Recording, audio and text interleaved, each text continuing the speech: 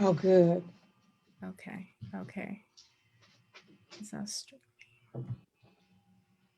Awesome. That was weird. Yeah, I know.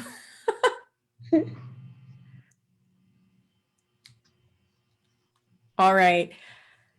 Hello, everyone. Welcome to Women Winning Wednesdays. I am Elsa W. Smith. My apologies for the late start time. We had some significant technical issues, but we are ready to go. My guest is here. It is now 1:43, and I hope that those of you who are going to catch this on the replay as you normally do will put hashtag replay in the comments. We are streaming, we're using Zoom instead of StreamYard today. So again, welcome to Women Winning Wednesdays. The object of this series is to bring you guests and educational content to give you glimpses of what an empowered woman is and what she needs to win. And practically, she needs to learn how to pivot and adjust quickly when technical issues come up. But it is it's my pleasure to bring you an expert in the field of funeral care, death care planning today. By the way, let us know where you are listening from. Put just a note in the comments of where you're listening from, and to make sure that you are sharing this live with people in your contact lists and in your network.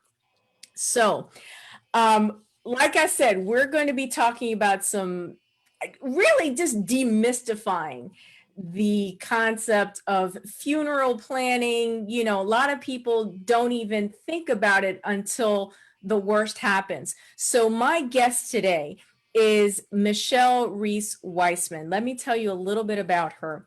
She is the owner and principal mortician of Wiseman Funeral Home and Chapel, which is located in Clinton, Maryland. Wiseman Funeral Home is a full service funeral care provider that opened in November of 2008. Ms. Wiseman worked in the death care industry. She's worked in it since 2003 and is licensed to care for families in the District of Columbia, the state of Maryland, and the Commonwealth of Virginia. In terms of her qualifications, she holds a degree in applied science in the field of mortuary science from the University of the District of Columbia. She is an avid speaker. Ms. Wiseman also sits on the advisory board of academics for the University of the District of Columbia, and has also been certified as a pre-need funeral counselor by the National Funeral Directors Association. She is a member of the National Funeral Directors and Embalmers Association, and she's a licensed Maryland life insurance producer. She is also an accomplished licensed master barber and she uses her skills to donate her time to grooming men who are homeless and in nursing and senior care facilities. Ms. Wiseman is married to Lieutenant Colonel retired Dewey R. Wiseman. She's been married for 20 years, and she resides right here in Prince George's County in Bowie, Maryland. Michelle, welcome to the show. Thank you, Elsa. So glad to be here. Thank you so much. Wonderful. Well, like I said, we're going to try to demystify this whole concept of funeral planning. I told the audience a bit about you. Is there anything else that we should know about maybe your ties to the community, what you do to help the local residents here in the community? I think you almost covered everything. I think the only thing that we did not cover or mention was that Wiseman Funeral Home also has a charity. It's called Rose Lily, the Rose Lily Charity, where we actually help families in the way of cremation services Many women who have had stillbirths or premature births or given birth to children under 5 years old, and they seek cremation services. We actually do have a charity that will service them for free. Wonderful. Thank you. That's very important to know. Thank you for sharing that. Michelle, what are in terms of demographics, you're located, your funeral home and chapel is located in Clinton, Maryland. Mhm. What are like the demographics generally of the individuals that you serve? So we can actually service any and everyone in terms of demographics. With the preponderance of our client families, I'll say about 85% being African American. We have a good clientele in Hispanic communities as well as Caucasian. So we're actually, we can service every demographic, in fact. Wonderful. And what were the obstacles that you faced on the road to having, a successful business and owning this funeral home? Um, I think the key and major obstacle would probably be within myself. It was a decision as to whether I wanted to stay in a funeral home that was owned with someone else, or if I had the courage to begin again and start my own service and practice.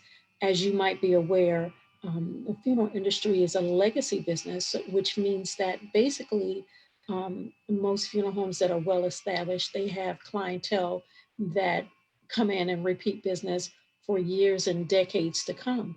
So the challenge basically was to open a business, to prove myself to the community, and also to serve them in a manner that would allow them to return if something happened and refer out. So the challenge was getting the business not only open, but operating at a level that could sustain us. And the community has been wonderful about returning and referring families to us. And I'm proud to say that we serve a community of people that have answered back in great appreciation, and we're grateful for that. Thank you. And why are you, when we talked off camera, you expressed that you were just very passionate, and that's what I got from you. You're very passionate about what you do. Could you share with the audience why it is that you are so passionate about what you do and how you serve the public? Absolutely. So when we did talk, I did let you know that um, being a mortician, actually, a true mortician, it is a calling. It is almost like a ministry. It is something that you are called into to serve people. You are actually, I feel like I was crowned or given this very noble honor of caring for um, the deceased in a way that was going to not only honor them, but honor their lives, and then present to their families a memory picture that was pleasant that they can carry on with them forever. The preponderance of this business is service to families that deceased leave behind. And so I think if you can master the art of servicing families, making sure that they're well taken care of, as well as presenting something that they can look back on and have pleasant memories for. I think you've done your job in this industry. It is definitely a calling. It is not anything that you can just wake up and say, I want to be a mortician. It definitely has to call you. And to that point, I want to dive a little bit deeper into that. What is the type of training that you are required to be qualified to render these services? So generally, it is a degree. It is a degreed calling. It is definitely a degreed program. The average person will spend anywhere between 1 to 4 years of training, and the degree is in applied science and mortuary science. Um, Basically, there are two parts to this particular um, service. There is the arts part, which is basically dealing with people, the business part, the financing, And then the second part would actually be the care for human remains, the proper care for human remains. We are actually regulated by OSHA, the FTC. It's a very highly regulated field that you must be trained in order to keep yourself safe, as well as the general public and your staff. What is you mentioned also when we were prepping for the interview a particular course that you took. It's called the Psychology of Grief. Could you talk to us just a little bit about that? So yes, it is. It's called the psychology of grief. And since we actually service families, this particular program teaches you to identify the 6 stages of grief.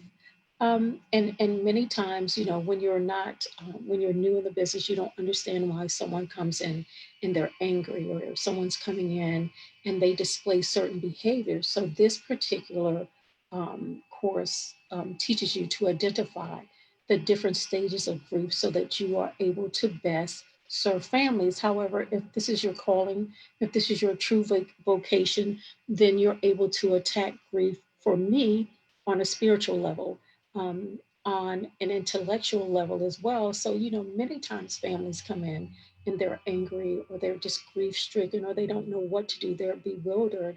And if in fact you have trained well, and this is the industry that you've been called into, you're able to attack the grief from not only a spiritual standpoint, but an intellectual standpoint, thereby making it an art. And that's pretty much what service is when you become a servant in this particular field. You want to Oh, make sure that you can alleviate mhm. much of the stress, much of the grief. You can never really alleviate all of it, but a family should feel a lot better when they're walking out of your doors for service than when they first came in. Oh, and Michelle, I didn't want to interrupt you. I wanted to let you finish your thought. I did get a note here that your volume is a little low. Okay. So either come a little closer to the mic or increase your volume, because you've got all this good information, and I Okay. don't want anyone to miss it. Okay. So we thank you for sharing that information about the Psychology of Grief course, which is part of this like comprehensive training that you receive. Talk to us, and this is a term that we probably hear very often in the media. Pre-need planning. What is that? And explain to people how, why it's important, or you recommend pre-need planning. Absolutely. So pre-need planning, or pre-need funeral arrangements, or pre-need cremation arrangements that you would actually put in place prior to need. Those particular services are important only because, it's important for people to know what it is that you like and how you'd like to be celebrated. It allows you to remain in total control of your human remains once you pass. If you like blue, you can come and pick out a blue casket or blue urn. You can tell people, I want to be scattered in Jamaica. I mean, it actually gets down to the detail of clothing, perfume, and music. For an example, we had a gentleman that was a member of a band, and he wanted his band to play. It was really, really important to him. So pre-need funeral arrangements are those arrangements that you put in place prior to your need. There are two types of pre-needs. There's pre-need, where you just come in and make plans, and then there is pre-funding. The difference of the two would be, basically, if you pre-fund, you're able to freeze the cost of your arrangements at today's prices. So this is 2021. If you stay here and you pre-plan with the funding, if you pre-plan and you're on this earth for another 20 and 30 years, your bill may be here right now. It's about $12,000, 12.5. In the next 10, 15 years, that figure will double. However, because you've opted to pre-fund, you actually freeze your cost at today's prices. That's huge, and I don't think that many people are aware of what that information. So you can freeze the cost. That's a savings that to your family, to your estate, Correct. ultimately. to lock in today's prices. So it, like everything that is a part of estate planning, it requires us to be intentional and to have some forethought. Michelle, and what I do in estate planning, one of the documents, it's called that we prepare is called a final disposition. And in that, like you said, you indicate your preferences for burial versus cremation and specific details. I mean, it can get as detailed as the client wishes. But I found many of my clients happen to belong to sororities and fraternities, and there are particular rituals that are observed depending on the entity, and they indicate that on that sheet, so it's clear for the representative that they've designated that, look, this is the what I want observed, and this is how I want it done. Absolutely. So thank you for sharing that, and especially about the cost, because I get a lot of questions, about what's the costs involved, and of course, you would agree that it depends. A typical lawyer answer, but it's also a business person, depending on the particular service the client requests, right? Correct. So it depends on the service. It depends on the merchandise, and also what like to call party favors. That would be dove releases, limousines, portraits, memorial blankets, things like that. There are certain add-ons to that. And I must say too, just as a caveat to pre-planning, pre-planning will be useless if, in fact, you don't make someone aware that you've made plans, that you don't tell them where your important paperwork is should something happen. So I think that's one of the important things that people forget to do. They come in and they make beautiful plans, but they fail to tell their loved ones, their family, look, just in case something happens to me, call Wiseman Funeral Home. All my paperwork is done. It's paid for, or I have an insurance policy that's dedicated to this. And so I think that's an important part as well. Many times, family members don't want to talk about these types of things. So that's one of the reasons that people are running around looking for the paperwork. Where's the paperwork? But I think it's important that you inform people that you have pre-planned and let them know where the paperwork is, where the important paperwork is. One of the things, and you touched on a point that I've been hammering for the longest time, it's normalizing discussions around estate planning. And what you do is certainly a big part of an overall estate plan. Mhm. And we need to not just wait until crisis occurs, but when we are of clear mind, when we're calm, when we can actually put pen to paper, so to speak, and outline exactly what it is we want, what monies are we going to set aside so that Absolutely. people aren't scrounging and these pop-up GoFundMe campaigns don't, pop Yes. up all over the place. Yes. That it is done in a very intentional and responsible way.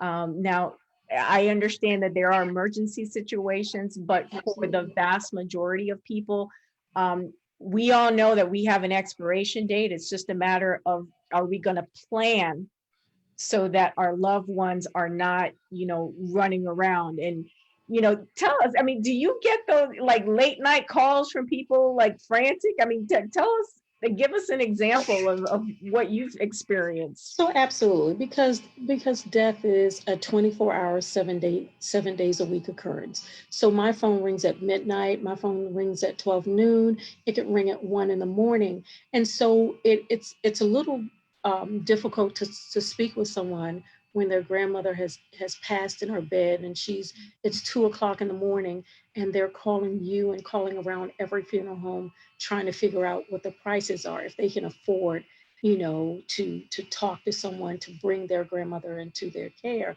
That's one of the many reasons. And it can be a 25-year-old who just went out to go to a party and just didn't make it home. And at 3 o'clock in the morning, his family has gotten word that he's perished. And so they're saying, well, you need to call the funeral home. So either scenario And even if someone is, a lot of families actually, their family members are in hospice. And for some reason, they have failed to, do the work that they need to do to make sure that once something happens, um, that they have connection with a funeral home. So it's many, many scenarios.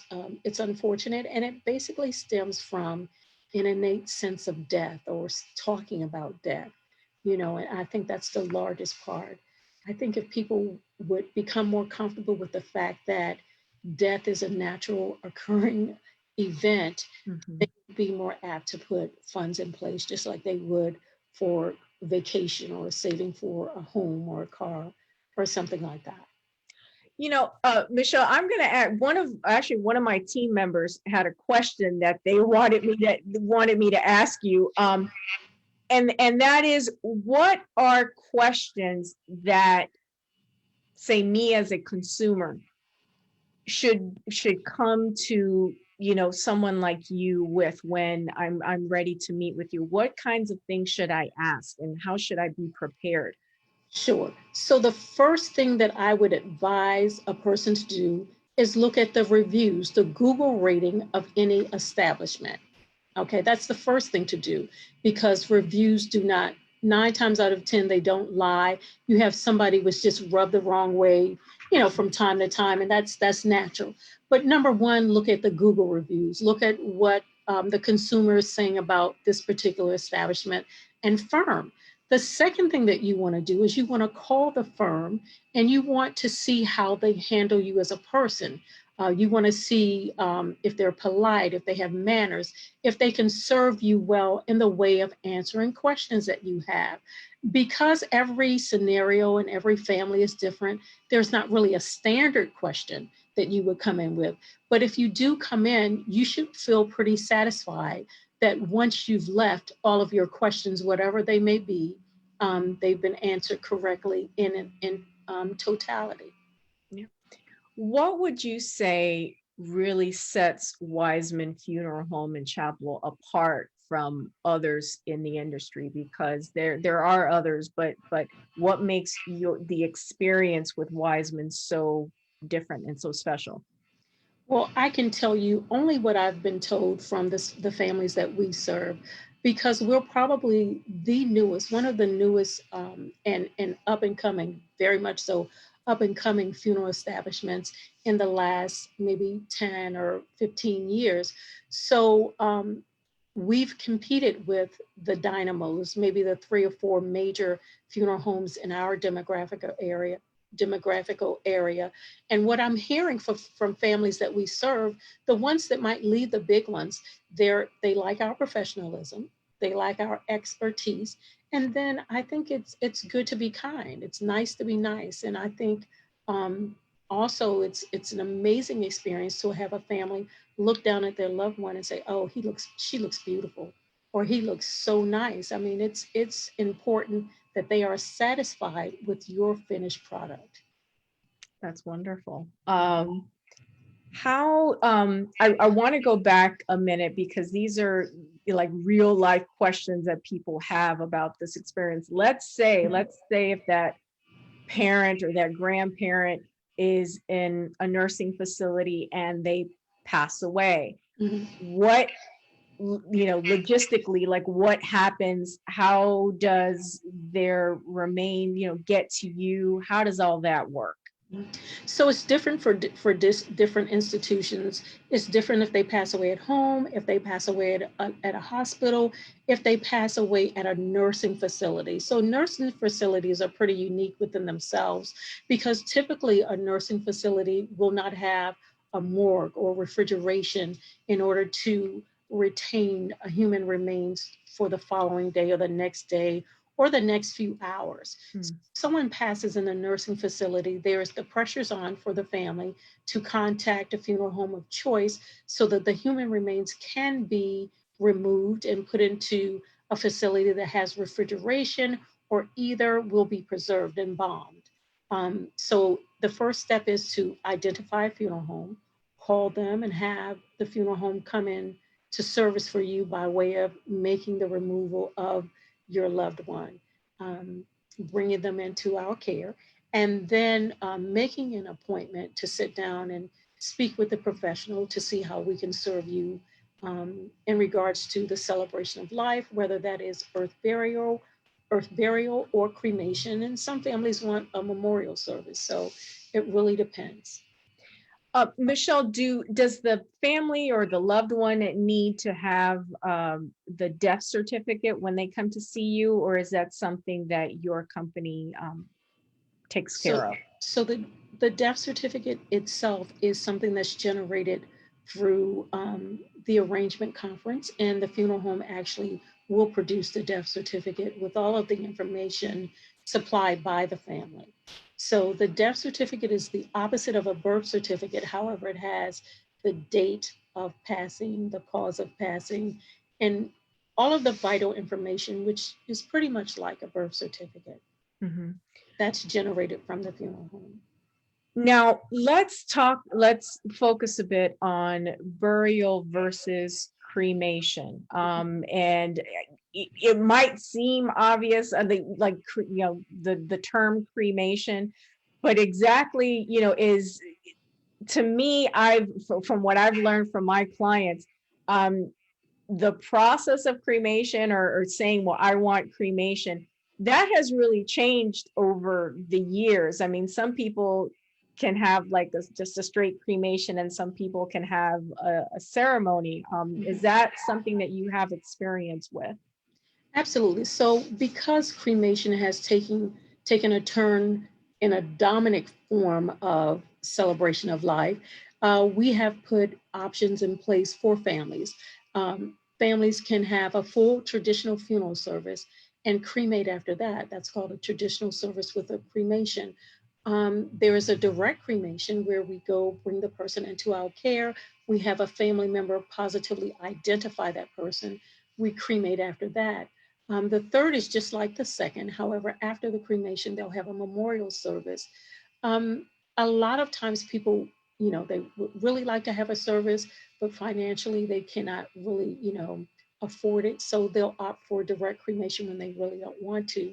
However, I'm seeing a lot of my families, they will, if they choose cremation, they absolutely choose the option where they can celebrate the life with the body present, which is a full service, and then cremation after that. Are you noticing, I guess, a trend towards having more cremation ceremonies or less, or and the follow up is, has COVID, what COVID impact has there been in your industry?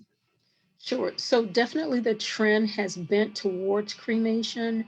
And that's again for a couple of reasons. One is because financially families aren't prepared to really purchase the things that they actually want, which is a full service and a burial. Two would be basically because the taboo has been from religion, from Baptists, and from Catholics, African Americans as well. It was actually taboo at some point to have cremation, but now we're looking at a more secular society that don't hold to the morals or mores of any type of religion. And so, because that's been dropped, the option of cremation is more prevalent than ever before. Wow.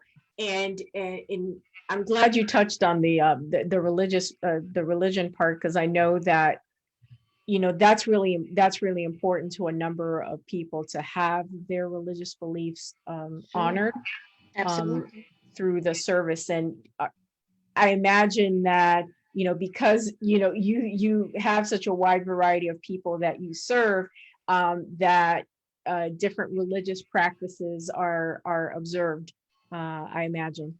Absolutely. I mean, you can run the gamut of religion from Baptist to Catholic to Hindu to Buddhist to agnostic. But the one common theme is the persons, they want to celebrate the life. They want to remember the person. They definitely want to do something that represents that that soul has been here, no matter how it's celebrated on a religious or secular level. Mm. Yeah. Um, in terms of, I guess, materials or education efforts, how do you, in your practice, how do you educate the community on what they need to know? Sure. So pre-COVID-19, we were going into social settings like senior citizens' homes, fraternities, sororities. Um, Actually, we hosted a few pre-need seminars at the funeral home. Believe it or not, I had a lady contact me and she was having a family reunion and she wanted me to come in while all the family was there and do a 15, 20-minute talk on pre-need and how to get their plans in order, if it were insurance they were going to use. So many different um, ways to get the story out. Um, I've noticed that people are less resistant as time go on to really sit down to talk about end of life decisions and practices and, things of that nature. I like that concept of having you come and speak at a family reunion, because it really Absolutely. makes sense. If you've got 50, 60, 70 people in a room, all Absolutely. family, what better opportunity? Absolutely. At that point, I was dealing with an alpha female and I'd served her family before. And she says, look, we're having a family reunion. My whole family will be there. I want everybody to pre-plan. I want them to have funds. I want them to be ready and know exactly what it is. And it was very effective. In fact, it was very effective. Yeah. If as we're getting close to the 30-minute mark of these session, if people wanted to know more about you, about Wiseman Funeral Home, what's the best way for them to get connected with you? Definitely. You can always put in a phone call. Like I said, we're 24 hours, 7 days a week. However, administratively, we are here for you from 9 a.m. until 4 p.m.